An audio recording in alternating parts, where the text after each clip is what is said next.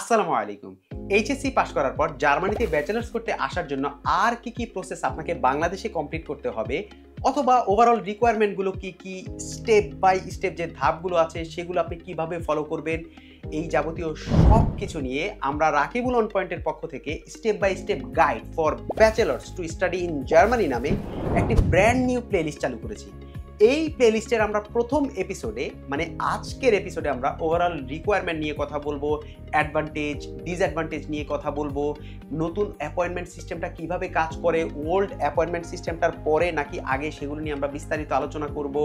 এছাড়া কোন ধরনের ইউনিভার্সিটি আছে, কতগুলো কি সাবজেক্টে আপনি অ্যাপ্লাই করতে পারবেন সেগুলো নিয়ে আমরা বিস্তারিত আলোচনা করব, টেন্টেটিভ খরচ কেমন হয়, ওভারঅল জেনারেলাইজ সব ইনফরমেশন নিয়ে আজকের ভিডিওতে আমরা আলোচনা করব। তাছাড়া দ্বিতীয় এপিসোডে আমরা আলোচনা করব কিভাবে দাদ ওয়েবসাইটের থ্রুতে আপনি ইউনিভার্সিটি খুঁজে বের করবেন, সেগুলো স্ক্রিন রেকর্ড করে আমরা দেখানোর চেষ্টা করব। তৃতীয় এপিসোডে আমরা ইউনি অ্যাসিস্টের থ্রুতে আপনি কিভাবে ইউনিভার্সিটিগুলোতে অ্যাপ্লাই করবেন সেটি স্ক্রিন রেকর্ড করে দেখানোর চেষ্টা করব। স্ক্রিন রেকর্ড করে আমরা ফোর্থ অর ফিফথ এপিসোডে আমরা দেখাবো কিভাবে আপনি ব্লকড অ্যাকাউন্ট ক্রিয়েট করবেন, কিভাবে হেলথ ইন্স্যুরেন্স নিলে আপনি ট্রাভেল ইন্স্যুরেন্সটা ফ্রি পাবেন সেটি আমরা দেখানোর চেষ্টা করব। এবং আমাদের সর্বশেষ 6th এপিসোডে আমরা কিভাবে ভিসা ফর্ম ফিল আপ করবেন সেটি স্ক্রিন রেকর্ড করে দেখাবো। আশা করছি এই সবগুলো এপিসোড যদি আপনি দেখেন তাহলে স্টেপ বাই স্টেপ যতগুলো ধাপ আছে জার্মানিতে আসার জন্য ব্যাচেলার্সের সবগুলো আপনার কভার হবে। তাহলে চলুন আজকের প্রথম এপিসোডটি আমরা শুরু করি। প্রথমেই একটা জিনিস আমাকে ক্ল্যারিফাই করতে হবে, আমার থাম্বনেইলে আপনারা ইতোমধ্যেই দেখেছেন এইচএসসি দিয়ে জার্মানি। তার মানে কি ব্যাচেলার্স করতে জার্মানিতে আসার জন্য শুধুমাত্র এইচএসসি পাস করার পরেই আসা যাবে? উত্তর হচ্ছে না, আপনাকে আরও 1 বছর পড়াশোনা করতে হবে। বাংলাদেশের যে কোনো ইউনিভার্সিটিতে যেগুলো H+ ক্যাটাগরিতে আছে তাতে আপনি 1 বছর অথবা 25% পড়া কমপ্লিট করতে হবে। এরপর আপনি এলিজিবল হবেন জার্মানিতে ব্যাচেলার্সের জন্য অ্যাপ্লাই করার জন্য। তাহলে অনেকের প্রশ্ন থাকতে পারে, ভাই আপনি কেন এইচএসসি দিয়ে জার্মানি এই লেখাটা আপনি থাম্বনেইলে দিলেন?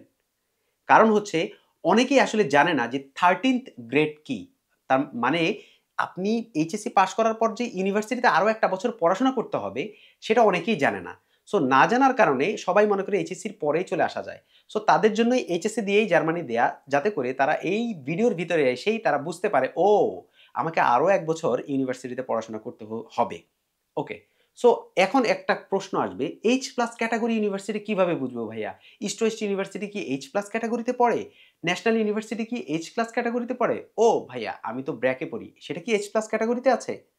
আমি কিভাবে আপনি H+ ক্যাটাগরির লিস্ট খুঁজে পাবেন সেটি আমি আইদার ভিডিও শেষে দেখাবো, অথবা আমি এই লিঙ্কটা H+ ক্যাটাগরির যে ইউনিভার্সিটি আছে লিস্ট সেটা আপনারা আমার ডিসক্রিপশনে পাবেন, সেখান থেকে দেখে নেবেন।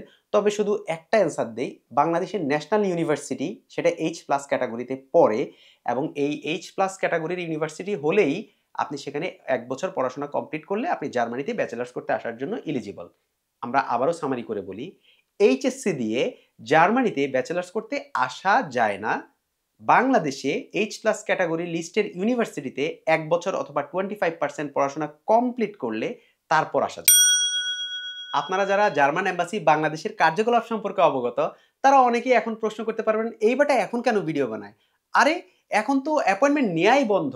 ওল্ড অ্যাপয়েন্টমেন্ট সিস্টেমে অলরেডি 81,000 মানুষ আছে, সেই লং লিস্ট শেষ হবে, তারপর নতুন যেই সিস্টেমটা আছে সেটা চালু হবে ওর সেটাতে আমরা যাবে। সো এই ভিডিওটা এখন বানানোর যৌক্তিকতাটা কি? এই বেটা তো ভিউ ব্যবসায়ী বলতে পারেন। তবে আমি বলবো আসলে যারা 81,000 এর লং ওয়েটিং টাইম আছে তাদের অনেকেই অনেক প্রসেস সম্পর্কে জানে না। সো তারা স্ক্রিন রেকর্ড করে যদি দেখে তাদের কাজে লাগবে। আবার যারা নতুন সামনে হয়তোবা ব্যাচেলার্স করবেন, ইন্টার দিয়ে শেষ করে তারপর আরও 1 বছর পড়াশোনা করে তাদের জন্যও কাজে লাগবে। দেখেন আপনি 1 বছর ইউনিভার্সিটিতে পড়বেন, এরপরে আরও 6 মাস লাগবে আপনার IELTS এর প্রিপারেশন, এরপরে আপনি কোনো একটা ইউনিভার্সিটিতে অ্যাপ্লাই করবেন, সেটার একটা ডেডলাইন আছে, টাইম আছে, সেগুলো আসবে, অফার লেটার পাবেন তারপর। তার মানে প্রায় 2-3 বছরের একটা লং টাইম আছে। যাদের 2-3 বছরের লং টাইম আছে তাদেরও কিন্তু উপকার হবে, কারণ এই 2-3 বছরে আশা করি ওল্ড অ্যাপয়েন্টমেন্ট যে সিস্টেমটা আছে সেটি ক্লিয়ার হয়ে যাবে। চলুন তাহলে আমরা এখন অ্যাডভান্টেজ এবং ডিসঅ্যাডভান্টেজ কি জার্মানিতে পড়াশোনা করার স্পেশালি ব্যাচেলার সেগুলো নিয়ে আলোচনা করি। আমার পুরো ভিডিও জুড়েই আমরা অ্যাডভান্টেজ এবং ডিসঅ্যাডভান্টেজগুলো নিয়ে আলোচনা করব। আপনারা নিজেরাই রিয়েলাইজ করতে পারবেন, ও এটা মনে হয় আমার জন্য অ্যাডভান্টেজ, ও নো এটা মনে হয় আমার জন্য disadvantage. You will realize it. But এখন আমি হাইলাইট করে বলতে চাই কিছু অ্যাডভান্টেজ। এই যেমন ধরেন জার্মানিতে মোস্ট অফ দ্য পাবলিক ইউনিভার্সিটিতে কোনো টিউশন ফি নাই। দেখেন আমি কিন্তু বলেছি tuition fee, not semester fee.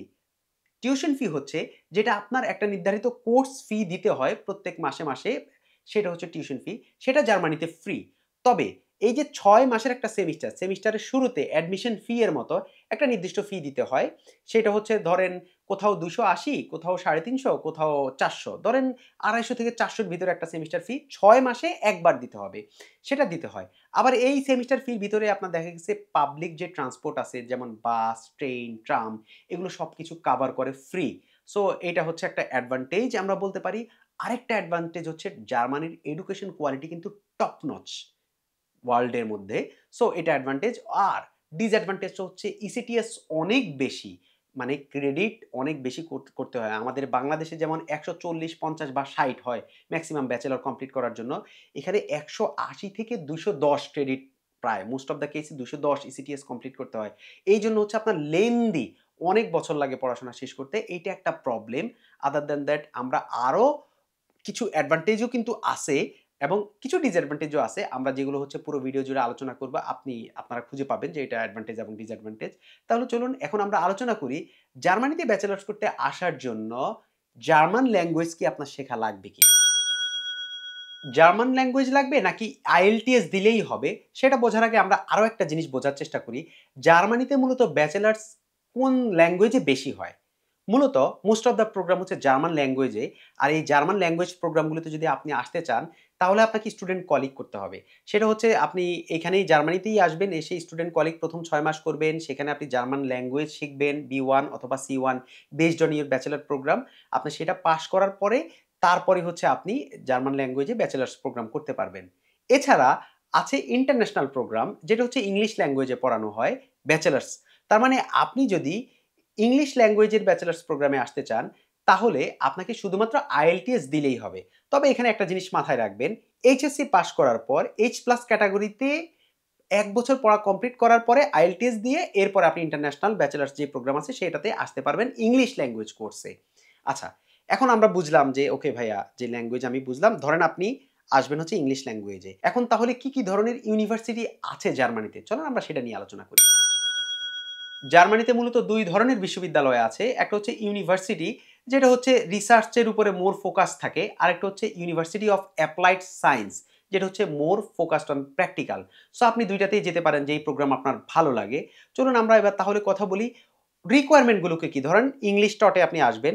Overall আর কি, কি রিকোয়ারমেন্ট লাগবে চলুন আমরা সেটা একটু দেখি। রিকোয়ারমেন্ট গুলো কি, কি? It depends on university. তার মানে university to university requirement vary করে। এখন কোন ইউনিভার্সিটির কোন রিকোয়ারমেন্ট, অথবা আমরা কিভাবে ইউনিভার্সিটি খুঁজে বের করব, সিদ্ধান্তটা কিভাবে নিব? দাদ ওয়েবসাইট থেকে কিভাবে ইউনিভার্সিটি খুঁজে বের করতে হয় সেটা স্ক্রিন রেকর্ড করে আমি আমার দ্বিতীয় এপিসোডে দেখাবো। আশা করছি আপনাদের কাজে লাগবে। তবে আজকে আমরা কথা বলি ওভারঅল এমনি কি, কি রিকোয়ারমেন্ট আপনার লাগতে পারে। প্রথমত, আপনি এইচএসসি পাস করার পর আমাদের অবশ্যই রিকগনাইজড এইচ প্লাস ক্যাটাগরির ইউনিভার্সিটি থেকে 25% অথবা ১ বছর পড়াশোনা কমপ্লিট করতে হবে বাংলাদেশের। সেটা হলে তারপর আপনার আইএলটিএস, যদি আপনি ইন্টারন্যাশনাল প্রোগ্রামে আসেন, 6 অথবা 6.5 পেতে হবে। ডিপেন্ডস অন অ্যাগেইন ইউনিভার্সিটির রিকোয়ারমেন্ট, আপনার এটা চেঞ্জ হতে পারে। কোনো ইউনিভার্সিটি 6 লাগতে পারে, কোনো ইউনিভার্সিটি 6.5 লাগতে পারে। সো আপনি যে ইউনিভার্সিটি চুজ করবেন সেটার উপরে ডিপেন্ড করবে। তাছাড়া একটা এসওপি অথবা স্টাডি অফ পারপাস, আমি একটা ডেমো লিঙ্ক দিয়ে দিব ডিসক্রিপশনে, আপনারা দেখে নেবেন। এসওপি লাগবে, আপনার সিভি লাগতে পারে, আপনার এইচএসসি, এসএসসি এবং আপনি যে ১ বছর পড়া কমপ্লিট করেছেন সেগুলোর সার্টিফিকেট লাগবে। আপনাকে ব্লকড অ্যাকাউন্ট ক্রিয়েট করতে হবে। এই ব্লকড অ্যাকাউন্ট হচ্ছে এখানে আপনি টাকা রাখবেন, সোজা কথা বাংলা ভাষায় বলি। পরে আমরা বিস্তারিত আলোচনা করব যখন আমরা ব্লকড অ্যাকাউন্ট এপিসোড নিয়ে দেখব তখন। এখানে আপনার কিছু টাকা রাখতে হবে যে আপনি ১ বছর জার্মানিতে থাকার যাবতীয় যে খরচ সেটা আপনি চালাইতে পারেন। সেটা আপনি বাংলাদেশের একটা ব্যাংকে রাখবেন। সেগুলো ইউরোতে কনভার্ট হয়ে আপনারই নামে একটা জার্মান অ্যাকাউন্টে জমা হবে। সেটা আপনি ক্রিয়েট করবেন। সেগুলো কিভাবে করব আমরা ব্লকড অ্যাকাউন্ট যে এপিসোড আছে সেটাতে দেখাবো, এপিসোড 4 এ। এছাড়া আপনার ট্রাভেল ইন্স্যুরেন্স লাগবে, হেলথ ইন্স্যুরেন্স লাগবে। এই সব কিছুই লাগবে এবং ট্রাভেল ইন্স্যুরেন্স, হেলথ ইন্স্যুরেন্স কিভাবে করবেন সেগুলো আমরা এপিসোড 5 এ দেখাবো। অনেকেই আমাকে প্রশ্ন করেন, ভাইয়া আমি ইকোনমিক্স নিয়ে পড়তে আসতে চাই, এটা কি সম্ভব কিনা? অনেকে বলে, ভাইয়া আমি মেডিকেলে আসতে চাই, এটা কি সম্ভব কিনা? আমি কম্পিউটার সায়েন্সে আসতে চাই, এটা কি সম্ভব কিনা? চলুন আমরা লিস্টে দেখি কতগুলো প্রোগ্রাম আছে, কতগুলোতে আমরা আসতে পারবো। সো ব্যাচেলার্স যেই পপুলার ডিগ্রি আছে সেটা হচ্ছে বিজনেস অ্যাডমিনিস্ট্রেশন ডিসিপ্লিনে আপনি আসতে পারবেন, mechanical engineering, computer science, biology, economics, environmental science and so on. So that ওয়েবসাইটে ইন টোটাল ১১৬টা প্রোগ্রাম আছে ব্যাচেলার্স ইংলিশ টটের জন্য, যেখানে ৬০টা প্রোগ্রাম হচ্ছে কোনো টিউশন ফি নাই। তার মানে এই ধরে নিলাম আপনি টিউশন ফি যেগুলো নাই সেগুলোতে আসতে চাচ্ছেন। তার মানে এই ৬০টা প্রোগ্রামের জন্য আপনারা এপ্লাই করতে পারবেন।